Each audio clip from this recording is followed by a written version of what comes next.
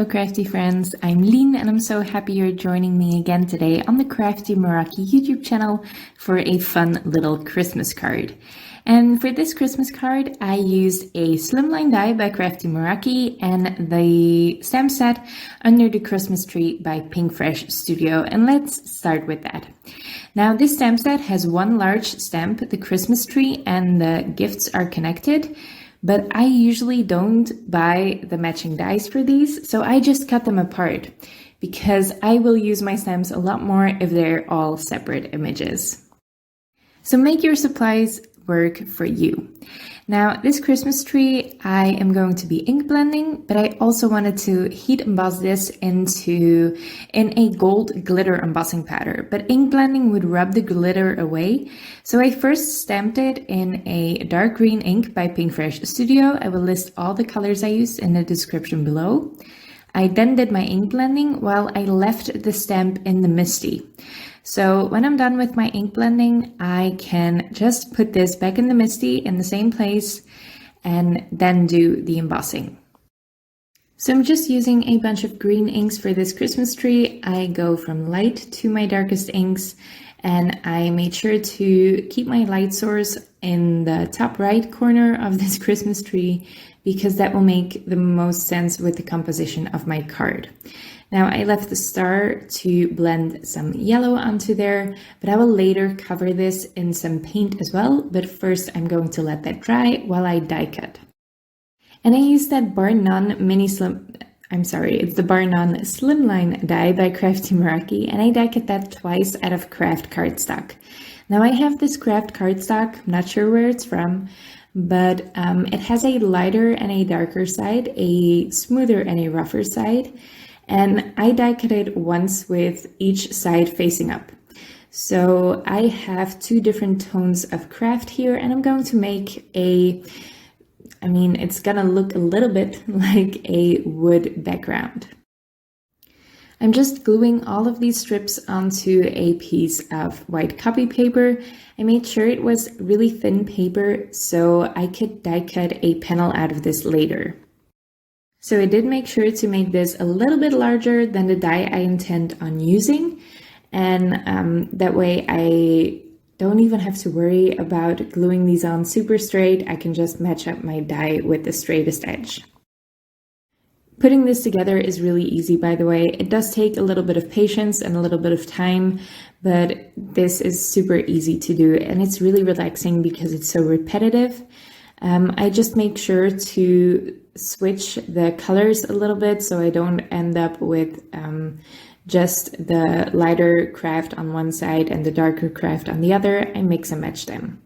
And then I use the Wonky stitch rectangles by My Favorite Things to die cut a panel out of this, and that will also leave me with a lovely stitched edge all the way around. Now I left that Christmas tree to dry a little bit because the paper I used, which is the Fabriano Artistico paper, is great for ink blending, but it does leave the ink sitting on top a little bit. So you really need to let it dry before you heat emboss on there, or the powder is going to stick to all the wet ink. Now I am just putting this in my Misti again. I left the stamp in, and I am stamping this in Versamark ink to do some embossing. And I used the Wow gold metallic sparkle embossing powder. I will make sure to list the correct name down below in the description. I just sprinkled that on, and because my ink was dry and because I prepped my cardstock before stamping with the Versamark ink with some anti-static powder tool, I don't have to worry about any stray powder. There's a little bit, but I don't mind because it's mostly glitter and it's not just embossing powder.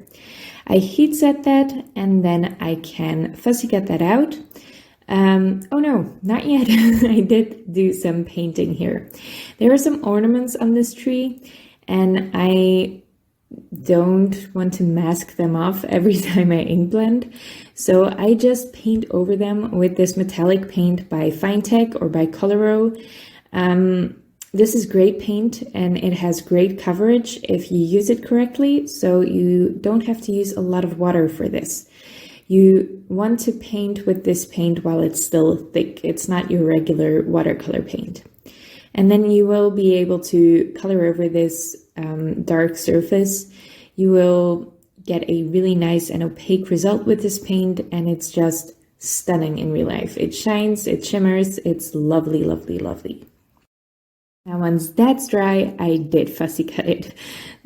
So there are matching dies for this, but again, those will cut out the tree and the sentiments and the presents all at once. I cut those stamps apart, like I showed you in the beginning. I put a piece of cardboard underneath that wood slat panel, and that's just to give some dimension to the panel. I glued that all together with the Barely Art Precision Craft glue, and then I propped up my tree on some foam tape. I used 2 layers of foam tape because that's easier to cut into smaller pieces, and also because I love, love, love dimension.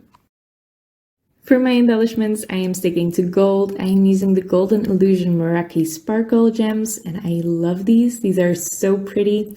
They shift between a turquoise to a gold to an orange. It's just stunning. I haven't seen any gems like this before. I first just make sure I like the placement, and then I glue them all on there with the Nuvo Deluxe adhesive.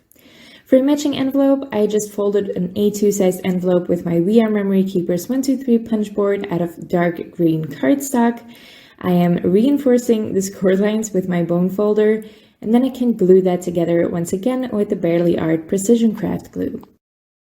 Once that's done, I am going to stamp on this. I'm going to put this in my Misti and arrange the beautiful Christmas tree by Pinkfresh Studio on there. I prepped the envelope with that anti-static powder back, and I'm stamping the tree twice in Versamark ink, and then I can emboss that with the same gold metallic sparkle embossing powder by Wow. I heat set that again. Just make sure to keep your heat tool moving to avoid excessive warping, and that finishes my project. A really lovely shiny Christmas tree on the envelope, and a lovely bold Christmas tree on that wood slat background as well. I love that background. I can't wait to create more of these. This Barnon Slimline die is just perfect for things like this. It cuts out a bunch of strips. You can also save those and make sentiment strips out of them. They'd be perfect for that. And it's just a really fun way to give texture to your background. I hope you like this Crafty Meraki and Pinkfresh Studio Christmas card. I really do. And I hope you leave a like on this video if you liked it. Make sure to leave a comment as well. I check on these regularly, and I will get back to you if you have any questions. Of course, if you want to see more videos inspiring you to create with Crafty Meraki products, make sure to subscribe to this YouTube channel.